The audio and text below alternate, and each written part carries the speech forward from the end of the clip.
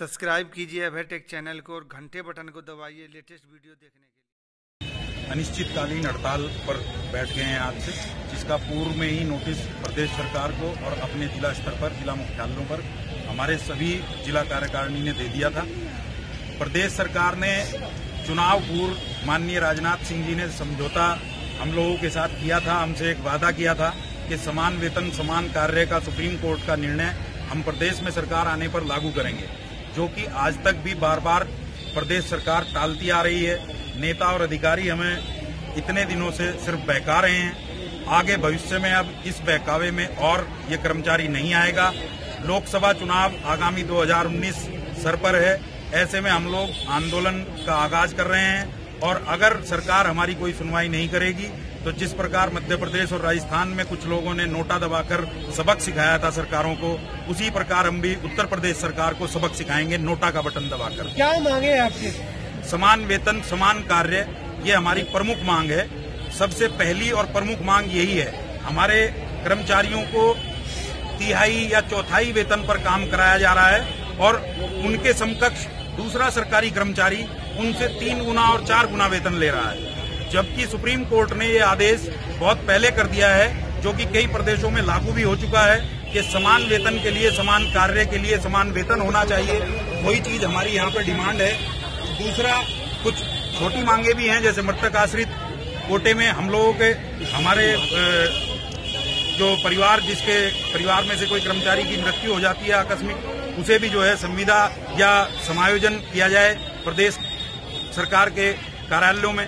इन सब मांगों में सबसे प्रमुख मांग हमारी समान वेतन समान कार्य ही है। तो कौन कर्मचारी, पूरे जिले के कर्मचारी सिर्फ यही क्या? इस पे पूरे जिले के कर्मचारियों ने आज काम ठप कर दिया है। मैं आपको बता रहा हूँ, पूरे प्रदेश में 75,000 कर्मचारी इस हड़ताल में शामिल हैं और ये 75,000 कर्मचारी कम से कम 7.5 लाख वोटर्स हैं, इनके परिवार वाले मिला करके, और हम मरीजों से इंटरेक्ट करके 15 से 20 लाख वोट नोटा में बदल देंगे और सरकार को सबक सिखा देंगे अगर हमारी तरफ कोई ध्यान नहीं दिया गया और इसी तरह शोषण होता रहा अगर। धन्यवाद। और ये बड़े लंबे समय आप लोगों के साथ जुड़ा हुआ हूं। आपकी जो शुरुआती दौर की एनएचएम संविदा कर्मचारियों की लड़ाई है, जैसे डॉक्टर तब्बाब ने बताया, मैं हमेशा आपके साथ रहा।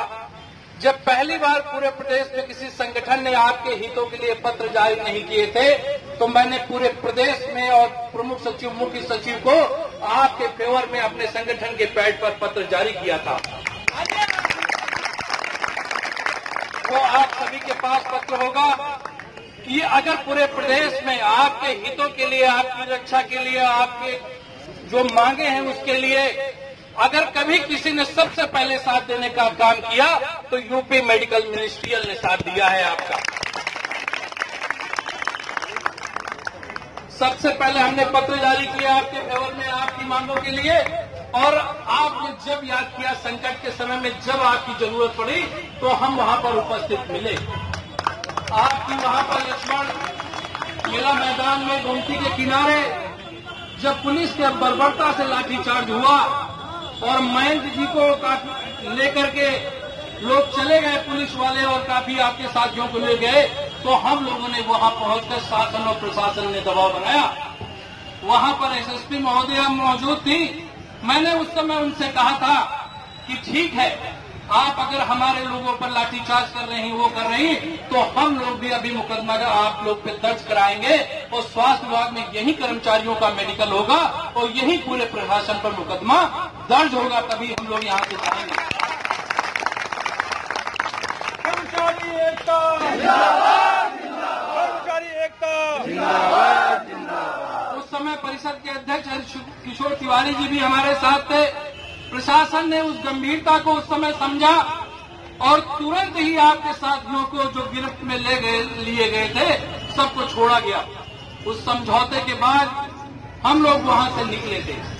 तो साथियों, मेरा आप सभी से अनुरोध है कि संगठन को मजबूत करने का तरीका सिर्फ एक ही है कि आपको प्रांत स्तर से जो कार्यक्रम दिए जाए उसमें 100% अपनी उपस्थिति सुनिश्चित कराइए और जो कार्य दिए जाए उसको अक्षरशः पालन करने की कोशिश करिए। संगठन इसी तरह से मजबूत होता है और यही एक रास्ता है कि इस पर चलकर आप अपनी मांगों को मनवा सकते हैं। साथियों, संविदा कर्मियों का कोई वेतन निर्धारण नहीं, कोई समायोजन की पॉलिसी नहीं, आखिर ये कब तक चलेगा? भले ही हम लोग नियमित लोग हैं, अभी हम लोग पुरानी पेंशन की लड़ाई लड़ रहे हैं। आज ही डीएसए कार्यालय में हम लोग का धरना पुरानी पेंशन के लिए चल रहा है और आप लोग अपने हितों की लड़ाई लड़ रहे हैं। सरकार को आज नहीं तो कल आपकी इस मांग पत्र को पूरी करना पड़ेगा, क्योंकि इसमें कोई भी मांग ऐसी नहीं है आपकी जो नाजायज हो। आपके हितों के लिए और सरकार के अहित के लिए हो, ऐसी कोई मांग नहीं है। अगर आपने अपने समायोजन की मांग इसमें रखी है तो वो बिल्कुल सही है, क्योंकि कोई भी व्यक्ति कितने दिन तक संविदा पर कार्य करते रहेगा, उसकी कोई समय अवधि होनी चाहिए, कोई निर्धारित होना चाहिए। और आखिर वेतन एक चतुर्थ कर्मचारी को केंद्र सरकार ने 18,000 का मिनिमम वेजेस रखा है कि काम करने वालों को मिनिमम 18,000 का वेतन मिलना चाहिए। आपके चतुर्थ श्रेणी कर्मचारियों को 6,000, 7,000 रुपए, अच्छे अच्छे पदों पर आपके संवर्ग में 15,000 रुपए प्राप्त हो रहे हैं। तो ये इतनी बड़ी विसंगति कि सरकार को सोचना चाहिए कि जो श्रम विभाग के निर्धारित मापदंड है उससे हटकर जो केंद्र सरकार ने 7वें वेतन आयोग ने फैसला लिया है कि न्यूनतम वेतन 18,000 रुपए होना है, वो आपकी मांग भी पूरी होनी चाहिए। साथियों, अगर आप संघर्ष नहीं करेंगे तो हमेशा आप शोषण के शिकार होते रहेंगे। जब संविदा कर्मचारियों ने अपनी मांगों को उठाना शुरू किया तो सरकार ने एक और विकल्प निकाल लिया, आउटसोर्सिंग, कि संविदा पे रखना ही छोड़ दो, ये लोग आएंगे, लड़ाई लड़ेंगे, विभाग में रहेंगे।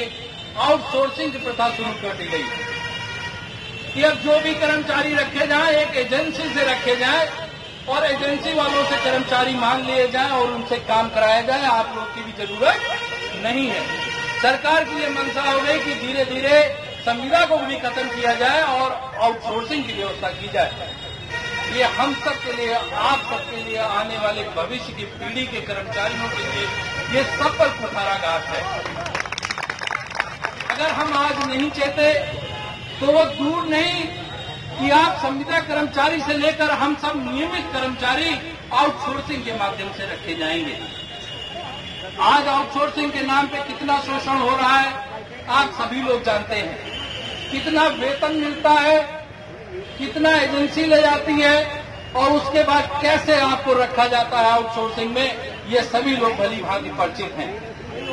आपकी ये मांग भी जायज है कि आउटसोर्सिंग की व्यवस्था समाप्त होनी चाहिए। आउटसोर्सिंग का वर्तमान परिवेश में कोई औचित्य नहीं रह जाता है। साथियों, लाखों पद, नियमित पद आज की स्थिति में रिक्त पड़े हुए हैं, मगर सरकार की मंशा ये कर्मचारियों के हित में नहीं है। वो सिर्फ शोषण करना चाहती है कर्मचारियों का, चाहे वो नियमित हो चाहे संविदा के कर्मचारी हो।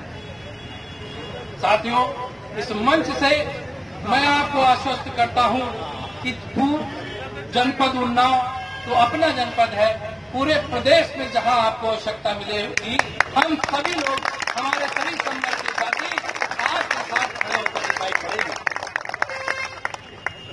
मैं समय नहीं है, ऐसी भी अपेक्षा थी कि अगर जरूरत पड़ती तो हम भी आपका सहयोग लेने के लिए तैयार थे और कुछ परिस्थितियां बनी कि वो समय टल गया और अच्छा हुआ। अगर हम लोग एक दूसरे का परस्पर सहयोग करेंगे तो हमें सफलताएं अवश्य मिलेंगी। कर्मचारी एकता, कर्मचारी एकता, आज करो, अर्जेंट करो, हमको परमानेंट करो, अर्जेंट करो, हमको परमानेंट करो। हम एनएचएम संविदा कर्मचारी संघ की ओर से, अपने सभी साथियों की ओर से अध्यक्ष जी के समर्थन में जब भी जैसी आवश्यकता होगी हम उनके साथ खड़े मिलेंगे, ऐसा आश्वासन देते हैं, वचन देते हैं कि UP ministry public health association के साथ किसी भी प्रकार की समय जैसी आवश्यकता होगी हम भी इनके साथ रहेंगे। कर्मचारी एकता।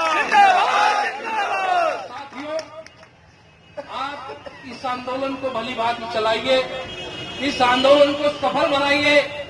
मेरा ये वादा है कि अगर इस आंदोलन के दौरान आप लोग पे कोई उत्पीड़न हुआ तो सबसे पहले मेडिकल मिनिस्ट्री एसोसिएशन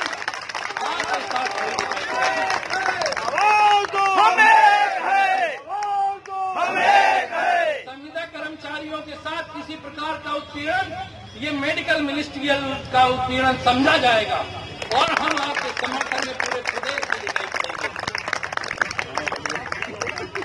आप सबसे आह्वान है कि इस कार्यक्रम को, इस मंच को आप एक अच्छे मुकाम तक ले जाइए। आप लोग का जो नेतृत्व है, डॉक्टर साहब के नेतृत्व में सभी लोग में है, इसको सफल बनाइए। इन्हीं शब्दों के साथ वाणी को विराम। जय संघ।